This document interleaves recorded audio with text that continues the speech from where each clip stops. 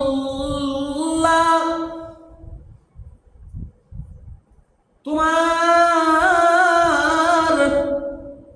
প্রিয় ঘর মসজিদ বানাইতেছি,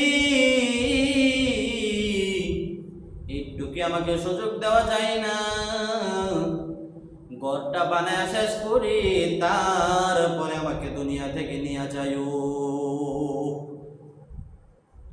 আমার আল্লাহ তখন উত্তর দিছিল, সুলাইমান পয়গম্বর,